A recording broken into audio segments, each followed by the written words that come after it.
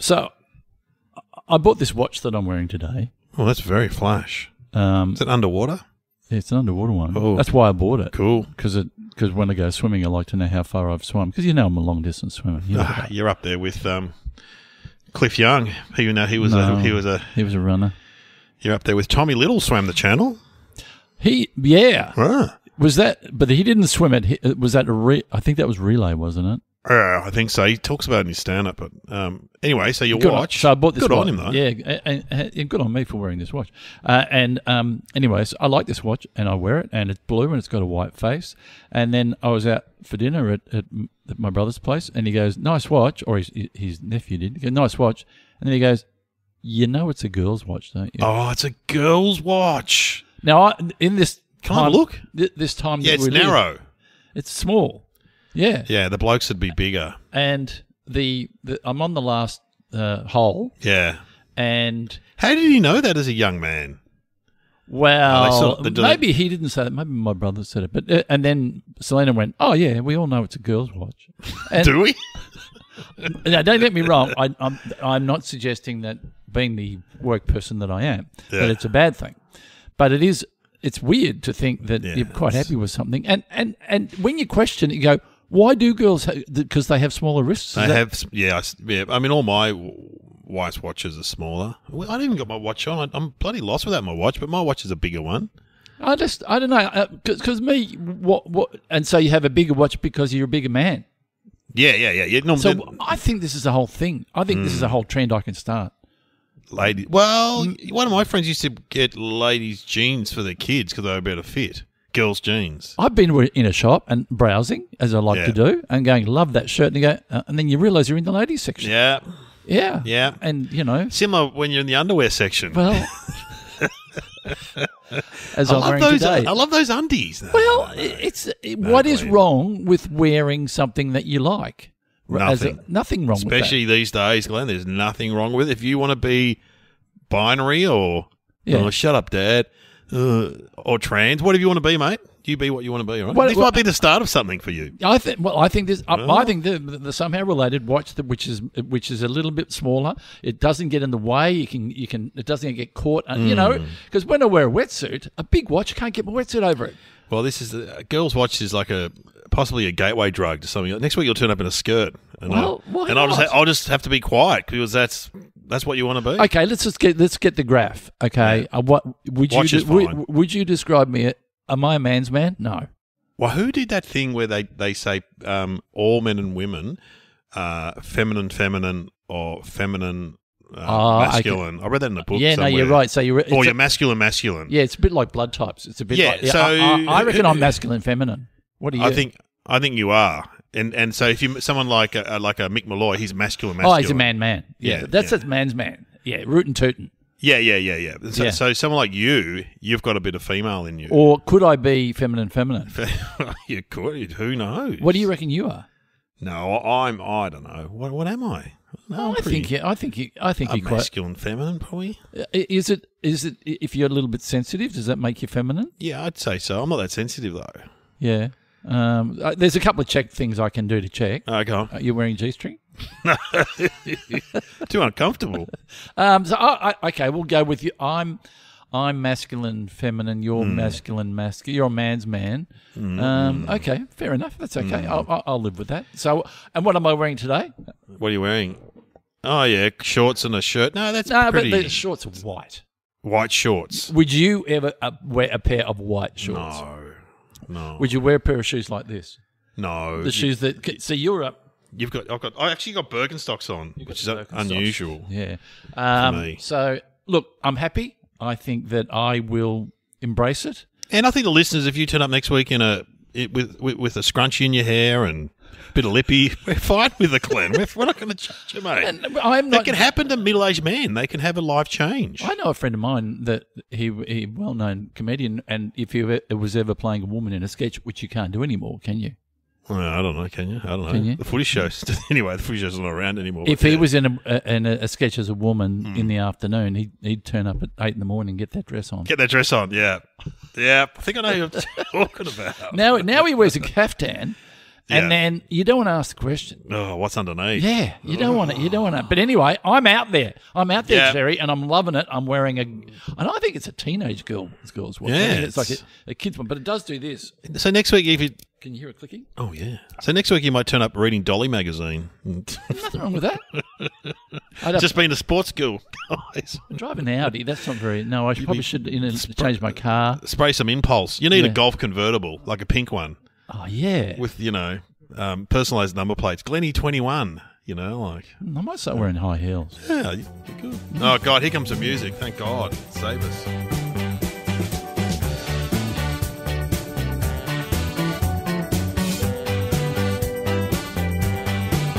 Welcome to Somehow Related Now. Please welcome your hosts Glenn Robbins and Dave O'Neill.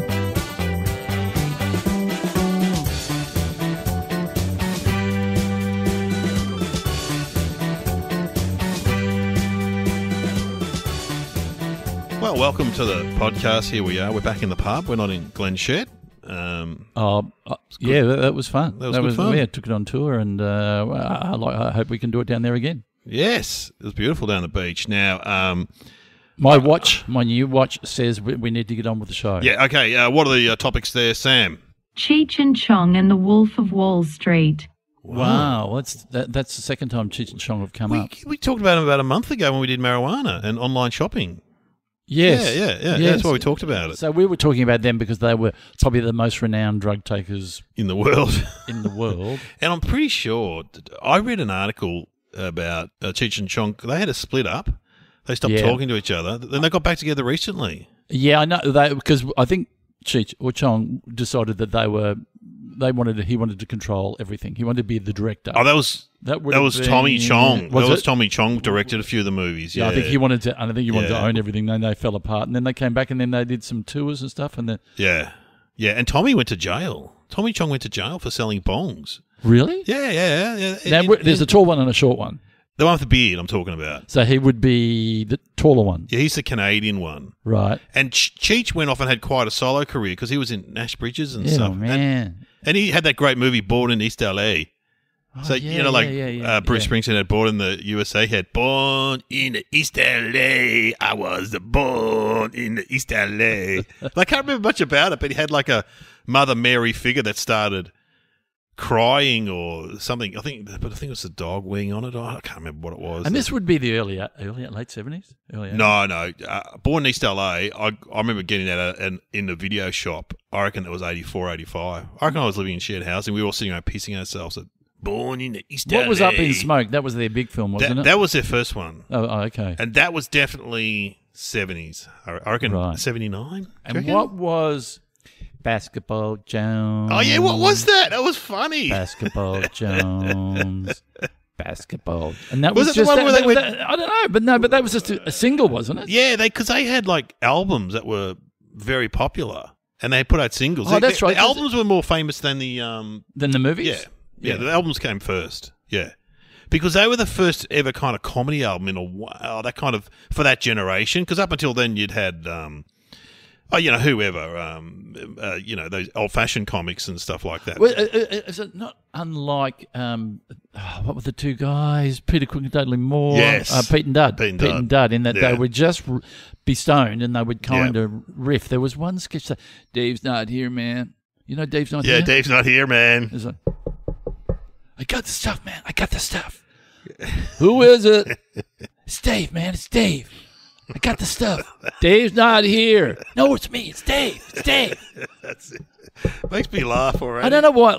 Pete and Dud. I just remember Kate Langbrook, who we spoke to just the other week. She used to repeat one of their jokes, not every day, but possibly every week. This is one of the Pete and Duds. Don't blame me. He'd go, women, mate, they suck you dry. They suck you dry. What, every night?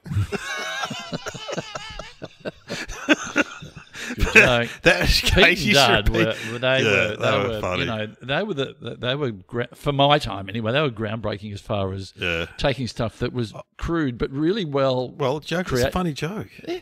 And Cheech and Chong on the other part of the world were probably around the same time. Didn't they get raided in Sydney in 2009? I think they got done for drugs. Cheech and Chong? Yeah, which is kind of like, they go all around the world, play all these different places, but they come to Australia and they get raided for drugs. Hello, can't we just be a little bit more accepting? Let them. We all know.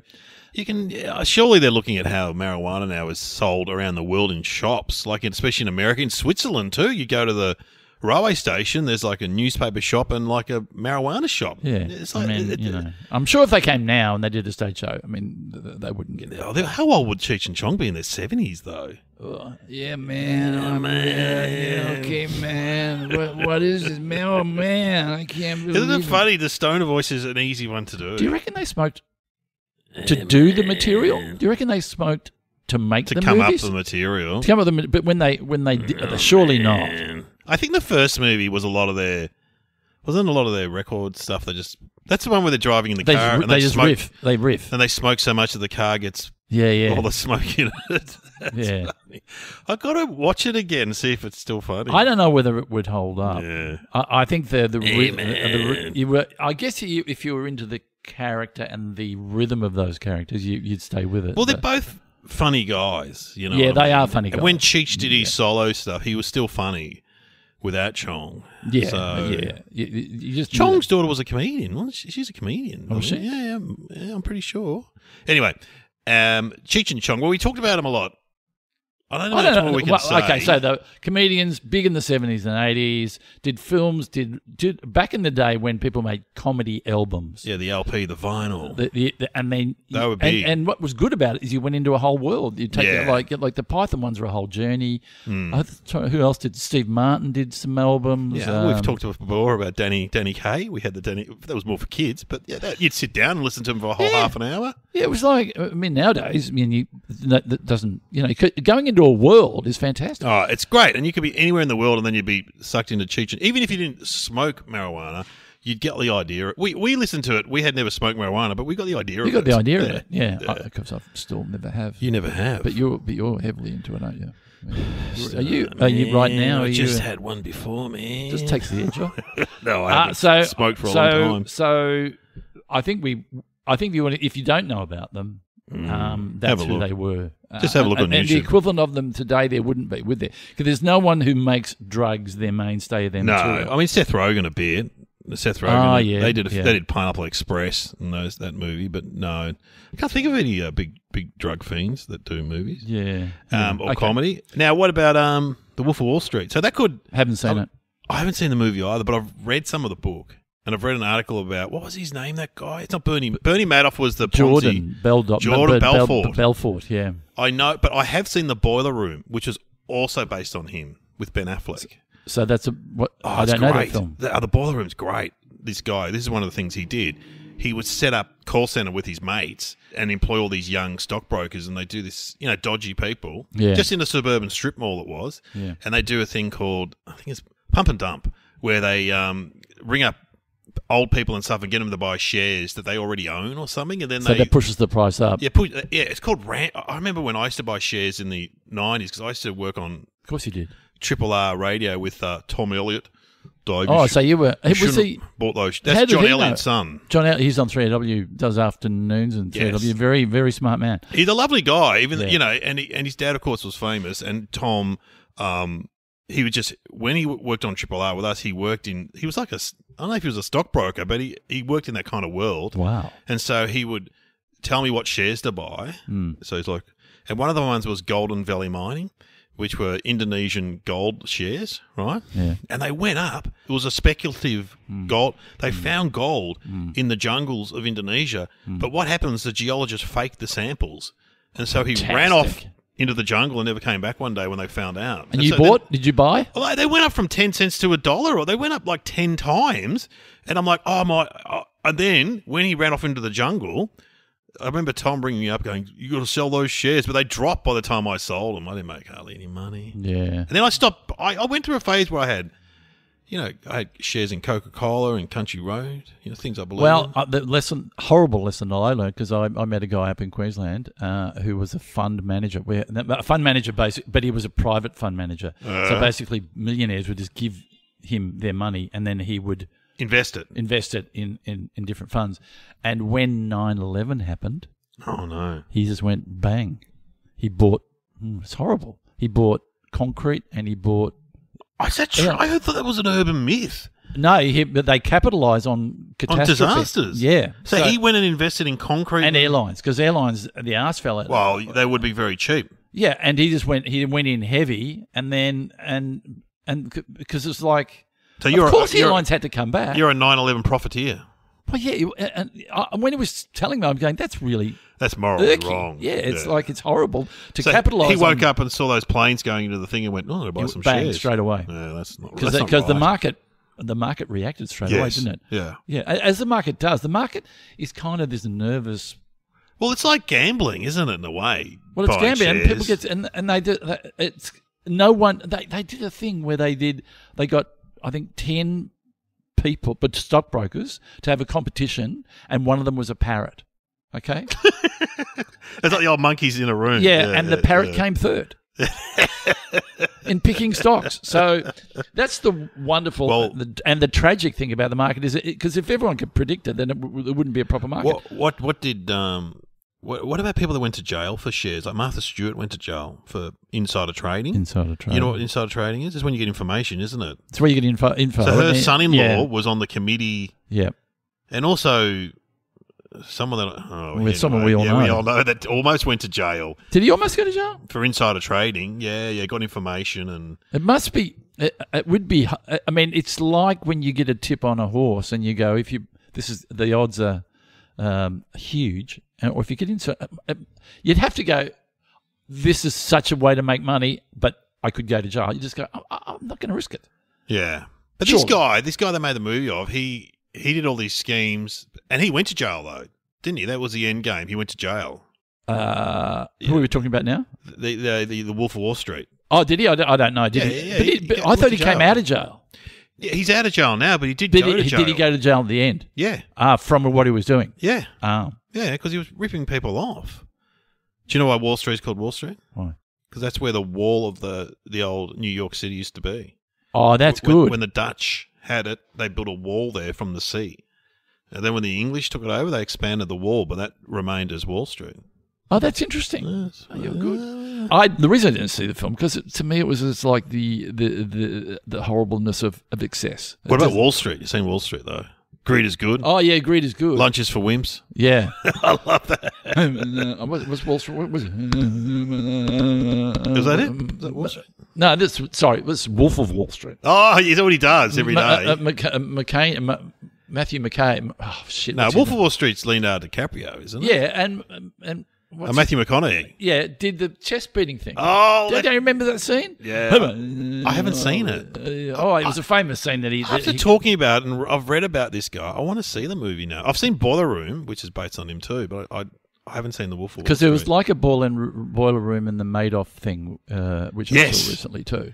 The Ponzi scheme guy. Well, they had the proper floor, and then they had the 7th floor, which was there where all the bad stuff. That's a great movie. There's a tele movie. Oh, really? Yeah, it's great, and they show that. When you see him interviewed, you go, he's a nice guy. Well, he just sell to relatives. Yeah. And people of his religion too. Yep. He just suck people in. Yep. Yeah. Well, we don't know that much. We should, we should ring Tom Elliott. Let's ring him. Right. Because he used to be to see if he knows anything about the Wolf of Wall Street. Wolf of Wall Street. Shares. The stock market world. It's his world. I'm just trying. Is that it? Would he mind? No, because he's going to be on air soon on the radio. Let's just ring him. Maybe anyway. he could do it in commercial breaks or something. He can talk. Yeah.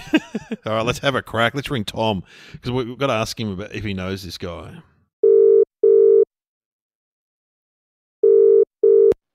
G'day, Dave. How you going? Tom Elliott. It's Dave O'Neill and Glenn Robbins. And don't say anything because we've rung you doing our podcast and we wouldn't want you to in any way damage your 3AW reputation and contract. But we've rung you for a reason, but please don't be worried. Is it okay to talk to you?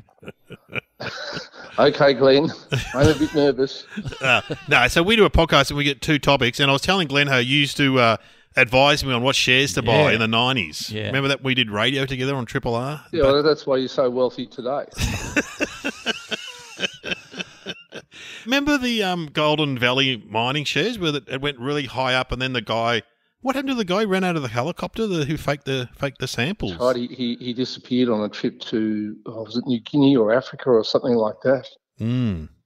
And then the shares dropped. And Tom told me to sell those shares straight away. Yeah, and they continue to drop. Are you a player? Are you a stock? I'm a fund guy. I go into funds, whereas you can be a direct player where you buy and sell directly with the shares. Is that how you work, Tom? Well, it's funny. I mean, back in the day when I ran a hedge fund, I was, a player's a word, but not what I would have used. But, we took stakes in lots of individual companies that we thought were going to be taken over. But as I've, matured, I, like you, mainly put money into funds these days. Really? Well, so what's a fund? Is that just where you put money and it's like your money spread over several shares? Is that right? Is that basically what it is? Yeah, well, more than several, like quite a lot. So what happens is most people, only buy a few shares. They fall in love with them, and they don't have any diversity. Yes. And so a fund, they might have 40 or 50 or even 100 shares, and that's just rather than you buying all those things individually, you can just buy one fund and you get that diversity in one sort of go. We had some good shares back in the day. I mean, we had Coca-Cola. Country Road, things we believed in and used every day. well, funnily enough, both Coke and Country Road both ultimately got taken over, which is one of the reasons that I gave you the hint that you should buy them. Of course, I wasn't advising you. I was just putting names on pieces of paper that I would leave in the office, and you would look at them and make up your own mind. Yeah, and when you did ring me up and tell me to sell the shares, you would whisper. Then I said, look, if they're taping us, they're going to hear the whisper. I remember this one. Well, I remember I used to work with a guy, given it was the late 90s, he still smoked in the office. Oh, I love it. And he was like the smoking man in the X-Files, and he'd be preceded by a plume of cigarette smoke, and then he'd just say, he'd tell me what to do, and then he'd just disappear in another plume of smoke. I love it. How did you do an 08? Did you just close your eyes and keep on, if you're going through hell, keep on going? Oh, he was a bit like that. Weirdly, we in the fund I then ran, we had pretty much gone to cash at the first sign of trouble. Well, so wow. I've always been, I was probably more luck that anyway, you make your own luck. But the issue, the difficult moment actually came when the government decided to stop what was called short selling for a while. Yeah. I've never understood that, where you bet against it going up or down, yeah? No. Yeah, you make money if it goes down. Yeah. So what we would do is buy one thing and short sell another. So we were neutral to the overall market. So it didn't matter to us whether the market went up or down. And suddenly the government woke up one morning under Wayne Swan and said, right, we're going to ban short selling. And we were like, oh my God. I mean, that was one of the reasons we had to go to cash, because we couldn't hedge what we were doing. We couldn't profit from the market going down. So therefore we also didn't buy shares either. So, I mean, the short selling ban didn't actually help things very much. So it was removed about 3 or 4 months later. This is like talking to the Wolf of Wall Street, isn't it, Glenn? But never convicted. Yeah. You know what I mean? Minus the boat and the girls and the drugs called Quaaludes, which I've never even seen, let alone taken. So have you read his book? You would have read his book, wouldn't you? Yeah, I read the book early on. I think someone gave it to me as a sort of a self-help manual, and and then I watched the movie. And what'd you think? Because he did boiler rooms, didn't he? He did boiler rooms. Yeah. He did. He was a bit of what they call pump and dump. So you sort of take a position in something, and then you ring up all these gullible clients and tell them to buy it. And you're actually selling the shares you own to them and at a higher price. And it's illegal, and eventually people like that get caught, and that's what happened to him, to Jordan Belfort. So it's like that I was telling Glenn before, that Boiler Room movie is based on him. Is not just the Wolf of Wall Street. The Boiler Room movie with Ben Affleck is based on him too, where he sets up this call center where he's just got these guys ringing people selling shares. Yeah. Tom, can I ask you? I just watched the documentary on Netflix, I think, about a guy, Madoff. Is that his name? Bernie Madoff. Yeah, Bernie Madoff. Yeah. I haven't actually seen that yet, but it's on my list of things. Yeah, I've seen the movie. Yeah. I've seen the telly movie. Tell me when that's a Ponzi scheme. It's a Ponzi scheme. Yeah. But what I didn't understand, there was no exit plan. It's kind of like at some point a Ponzi scheme has to catch up with you, and then you got to go out to sea, and then your foot just gets found floating by the beach. Is there any way out of a Ponzi scheme? Well, Ponzi schemes are based on sort of like what they call the bigger idiot theory in markets, that even if you do something stupid, someone else will come along and do something more stupid. Wow. And so you rely upon, like, if you put 10 people into it today, then next week you'll be able to put 20 new people in, and those 10 people get out at a high price. And the idea is that they go and tell their friends about how wonderful it all is. Yeah. And so the friends go and buy, and then they get the same thing, and then more people. But eventually you run out of gullible people. Right, yeah. And then what happens though? Well, you end up going crashes. to jail. So is it just living a life for now that you think maybe you can do it for the rest of your life? Is that how it works? Because it eventually, like with him, the crash came and everyone called back their funds, and he got found out. Yeah. Yes, well, as Warren Buffett, the Oracle of Omaha, says, it's only when the tide goes out that you see who's been swimming naked. What good one. Oh. And so what happens with those, usually some big event comes along, like some sort of a crash, and suddenly there isn't a supply of people, and everybody wants their cash back at the same time. And then, of course, the cash isn't there, and then it all falls apart. Yeah, I remember you told me once there's always a buyer with shares, but sometimes there's not. Go on. Well, there is, but not necessarily at the price you want them to pay. Yes. Now, we're trying to work out the connection between the Wolf of Wall Street and Cheech and Chong. Now, you're a Cheech and Chong fan? Oh, yes, back in the day. I enjoy watching Nice Dreams. Yes. And next movie, Up in Smoke. That was the first one. What was the one where they sang the song, they were busking, and it was Save the Whales but Shoot the Seals? I don't know. That's funny, though. That's funny. They were funny. You got any guess at the connection between these two, between the Wolf of Wall Street and Cheech and Chong? Apart from the drugs, I can't quite think of one. Yeah, maybe it is. Maybe he was... Tommy or Cheech was the drug dealer. That's what I was thinking. Now, can I just ask you one more thing, Tom? I know you like to surf. I don't know why it popped up on my phone, but there was a video of you surfing at Urban Surf, which is a very fun place for me to go, and your wife, who can surf very well, from what I could see, ran you down. Is that correct? Well, she did, and you're quite right. That was actually my fault as much as I hate to admit really? it. Yeah, I had stuffed up a takeoff, which I don't do often, but it does happen. Yeah. And you're supposed to immediately get out of the way. And for some reason, I didn't. And you've only got about 5 or 10 seconds. And then she just took off on the next wave and just she didn't quite plough into me, but she also almost did. Wow. There's a lot of pent up anger with the wife too. Well, when you've been married, we've been married 11 or 12 years now. I mean, sometimes resentment builds. Yes. And, well, if it needs a release valve. As my surf coach in the Maldives said to me, you will surf towards what you look at. So she was looking at you, and you just automatically go towards it. And I hit someone over there just because I was watching them. So it was out of her control in a way. Remember we used to do Triple R, Tom. Who was the surf reporter? We used to have this surf reporter would ring up. He was a classic surfing Dave Butterworth. Yeah, and he would tell us, but he wouldn't tell us the location of the good surf. No, so it's really good, but I can't tell you where it is. There used to be a guy. There used to be a guy in the 70s on 2SM who would do a surf report, and he'd say, "Oh, it's really good at Whale Beach," and real surfers would ring him up and threaten to kill him because he kept giving away. Crowds kept turning up where he told people where to go. Well, Dave would say he'd ring from a very good whatever, of course, and he wouldn't tell us where it was. That's a secret. They're big secrets that you can't be giving away. Oh, good to speak to you, Tom. Thanks, Tom. Dave, Glenn, it's been an absolute pleasure. And I'll see you in 3AW sometime. If you're in Melbourne, you can listen to Tom on 3W. Surely it's syndicated to Dubbo and Wagga, yeah? Or are you syndicated? Oh, yeah, no. Aubrey Wodonga, I think up around Donald's, certainly in the southwest near Warrnambool. So, yeah, also wherever you are, you'll find it. You'll find Tom Elliott on radio. Thanks, Tom. Thanks, Tom. Thanks, guys. Oh, wow, there we go. Good stuff. Yeah.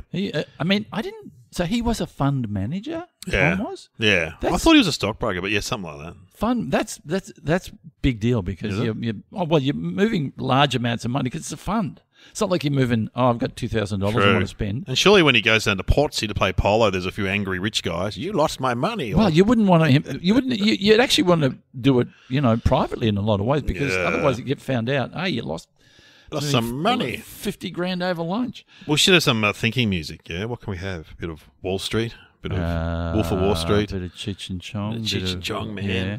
Do you want to hear that scene that I was telling you about? Yeah. Dave?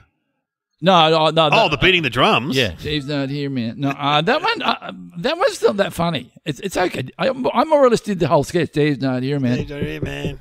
No, well, let's hear Matthew McConaughey. Matthew McConaughey doing because Matthew McConaughey is the big guy, and this is before DiCaprio or the Wolf gets big, and he meets up with this guy who's heavily into cocaine, and he. I love Matthew McConaughey. I love him. And then he does, which I think was improvised, but basically what he's doing is a theatrical warm up that he did that they just included later. Oh, really? The chest beating was just the way he warms up for a scene. Oh, wow! So he did it, and then they put it in, and they put it in. Because some actors say red leather, yellow leather, red leather, yellow leather, red leather, yellow. Yeah, there were a few of those, aren't they? I just have a bong behind the stage, man. Cheech and Chong, man. Anyway, a little bit of Wolf of Wall Street. Name of the game. How kitty? Thank you.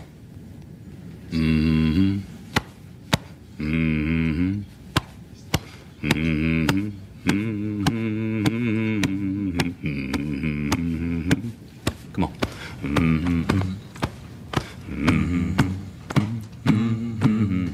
With a common denominator.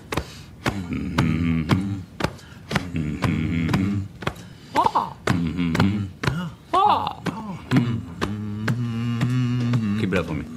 See how we roll. How the money comes in. The parade comes to town. Going down Broadway is a one-way street. Whichever way I go. There you go. Oh, I love it. Yeah, see that's you can. Yeah, we should do that before we do every episode of this. It sounds One like day on Spicks and Specs, I played "Tusk on My Stomach" by Fleetwood Mac. Hang on, I'll do it now. Yeah, do it now. That's good. Remember Tusk? Yeah. Why don't they ask me? I can do a helicopter. What's going on? I can do a Hang on, helicopter with what? No, it's just a helicopter in the distance that comes over you and then goes past you. Hang on. See if we can do it. Yeah. Here we go.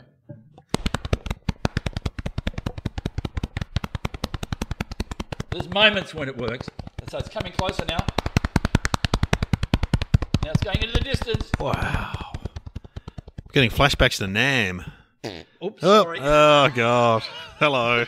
Anyway, do you want to have a guess? Or I think I know this one. I should go first. You go first. I'm going to say that he bought his drugs from Cheech or Chong. Well, that's what Tom Elliott was kind of suggesting. That there was some sort of drug connection. Yeah, I'll go with that. There was a drug connection. I mean, that's that whole will. I mean, so I'm going to hear. You're wrong. I'm wrong? You're wrong. I know. What's the name of the guy again? Not Bernie Madoff. It's Jordan Belfort. He went to jail and he shared. I read this in an article because I was interested in this guy, but not that. But I love Cheech and Chong. It might have been in Chong's book or something like that. He shared a jail cell with one of them. With Chong. With Chong. Chong was writing his book, and he said, this guy said, "What are you doing?" He goes, "I'm writing a book." And then he would lie in bed at night and tell stories about his stockbroking and, all the drugs and all that. And Chong said, "You got to write it down, man. It's an amazing story." And so Chong inspired him to write The Wolf of Wall Street. Oh, so he should get a cut 10%. But isn't that a great story? You're not right. Do we need to actually go to Sam? No, we've got to go to Sam because I read that a long time ago. So it could be updated. Maybe it was in Chong's book. Because one of them is a director. I don't know which one. Chong. Maybe he was. I think Scorsese directed the film. He did. Yeah. It's a pretty good get. So we've got Scorsese or one of the Cheech and Chong guys. I don't know. Well, okay. I told him in jail he could direct the movie. Okay, so in other words, you're going to go in big on this. Yeah. If it was a stock. I'm going in higher. You're going to go in. You're going to buy big, and if you are wrong, you're going to lose. Let's say you're going to lose 100,000. Oh God. Okay. What is Sam? Help me out here. Dave's right, you got it. Belfour shared a cell with Tommy Chong while serving his sentence, and Chong encouraged him to write about his experiences as a stockbroker. Sure, you made 100,000. Woo! You have been listening to Somehow Related with Glenn Robbins and Dave O'Neill.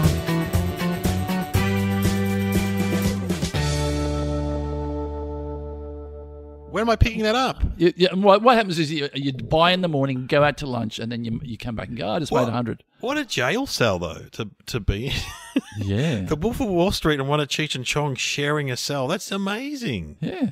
But who would we get if we went to jail? Some burglar or, if you're lucky, Chopper Reed? Chopper Reed or something like that. I mean, we've got stories to tell. I could talk about my days being a drama teacher. Yeah. And the guy would go, never write a book, mate. Oh, now come down here with your ladies' watch. Oh.